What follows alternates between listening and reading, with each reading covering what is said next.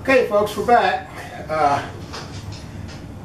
Going to start putting my X-carriage rail together, gantry rail, which consists of this rail with X-Carve on it, and another identical rail that goes back to back, and these will be attached to these side pieces here that we just assembled, one on this side and one on that side, using self-tapping screws. Now, what I've got to do is tap 8 holes, 4 on this side and 4 on that side, and they're self-tapping screws. I've got a little WD-40 here for cutting oil, because I didn't have any cutting oil, couldn't find any at the store. They said WD would work. So what I'll do is take one of these self-tapping screws and this special wrench that they sent with me to do it, put it in there, put a little WD on it, and pre-tap these holes. I'm going to go ahead and pre-tap all the holes before I put the side rails on. I think that'd be easier than fighting the side rail and tapping too. But I'm going to go ahead and do that, get that done. When I've got that done, I'll come back and show you what I've accomplished. As with everything else, I'm not going to film every little thing I do, because my videos will be 3 hours long, and I know you don't want that. I just uploaded the video I just finished doing here this morning, and it was 22 minutes even with me cutting everything that I could out of it. But I do want to show what I'm doing, the steps I'm doing that it takes to assemble this CNC router. So I'll go ahead and pause the film for now. Here I go again. Pause the video for now, and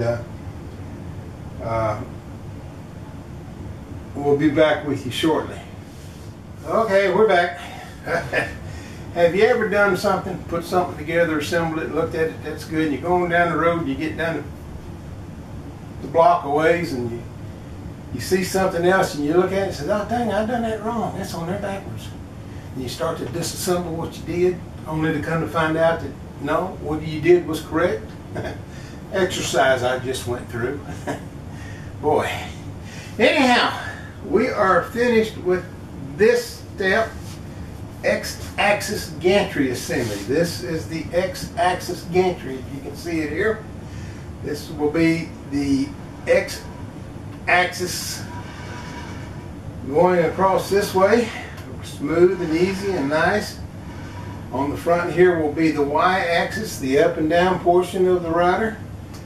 And this will be the, I'm sorry, did I say Y? Z-axis. Jeez. And this will be the Y-axis, the back and forth part. Now that's the next step, is the Y-axis, to assemble the Y-axis rails, the end plates and all of that. So I just thought I'd show you. It's hard to film this as I'm doing it, because first thing I had to do was take the self-tapping screws that came with this kit and self-tap 2, 4, 6, 8 holes. And I used to be a pretty strong fellow, but boy, I tell you what, that about did me in. But anyhow, I got them done. They're all finished, self-tap. The good parts, I didn't strip anything or cross-thread anything. So count your blessings, I guess. But anyhow, it's there. This rolls nice and easy. I don't know, I had to make a little bitty adjustment here. These concentric nut things that we talked about earlier, those came into play, because when I first put this on here it rolled, but boy, it was really tight. I thought that isn't right. So I come down here and I turn these little concentric nuts, and that kind of dropped those lower wheels down just enough to allow this thing to still be firm on here, no slop and no play, but it just rolls back and forth. Just, I mean, I don't know that it needs to be any easier than that. But that's it. That's the X-axis gantry. It is completed.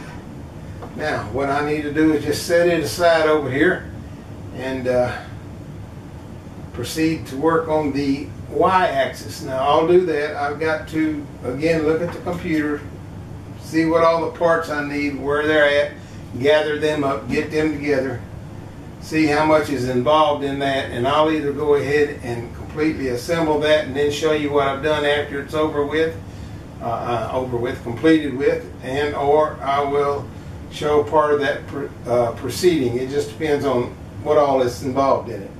So we will be back with you shortly. Okay, well, the next step that I had to do was the Y carriage assembly, and that's this portion here. I had to use those wonderful self-tapping screws again, 2 here, 2 there, and 4 on the other side. Got those done, put on these Y plates. Now I've got some more rating over here that'll go in here and back there, but this is essentially the unit size of it here, and this big wasteboard behind me here is going to fit down in this part of it. On this part will be the Z axis. It'll go up and down, but you can see how easily that just moves. Now when I put that on there, I was kind of concerned because it didn't move that easy. It was a little tight, but the concentric nuts, just like they said, adjust them and drop those wheels down just enough to allow this thing to freely and smoothly roll. And these, didn't have to adjust these. I guess I got lucky on those, but it'll go there. So I'm going to call it a day today with this assembly. I've got the bars that go across here in the back, but I'm going to leave that for tomorrow. I've been out here long enough, or in here long enough today. That's enough. So I thank you for watching. I hope you're getting something from it. Hopefully you're enjoying it as much as I'm enjoying making the video for you. If you are, please click down in the bottom down there, and I'd like you to become a subscriber, if you would, please. I'd appreciate that. But it's too late to worry about getting the 10,000 subscribers to get this shipped to me, because, well, that wasn't going to happen.